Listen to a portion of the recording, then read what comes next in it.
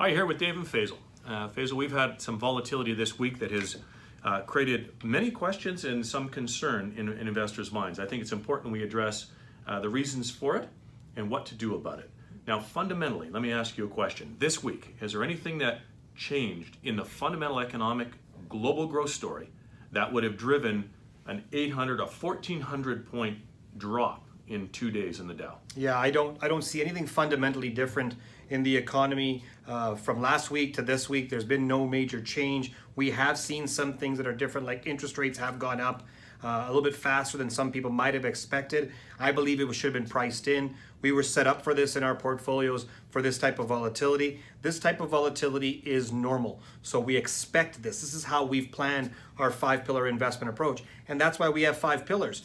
People might be frustrated that we didn't see a big run up in the 5 pillars, but that's because it's positioned to do that. That's what it's designed to do, is not have that kind of volatility going back and forth, but able to give you a bit more smoother returns and so forth. So yeah, I'd say, ladies and gentlemen, take a deep breath. That trading activity that we saw this week, the volatility, not necessarily connected, as Faisal said, to the fundamental economic situation. Nothing has changed over this week that is different in the macro story.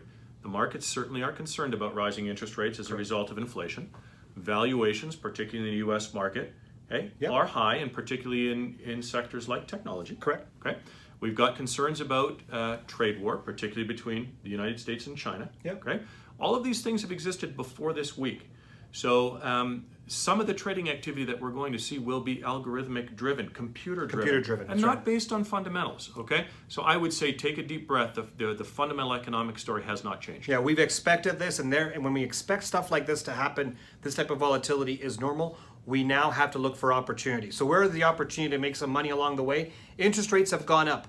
That means we are able to buy bonds at a higher interest rate. That's a good thing for you. There's areas of opportunity in the stock market around the world that are cheaper than the rest, than let's say the United States or Canada. We're talking about Europe, emerging markets. We've dabbled in there. There's still some opportunity. We see that's the place to be, considering we're still growing from a global perspective. So this is a good opportunity. People are concerned though, Dave, about the income, the cash flow they're receiving in their retirement. The income bucket was designed specifically for issues like this. What have we done to protect them? Okay, so beautiful question. Using this week, anybody that was an equity investor certainly had some concerns.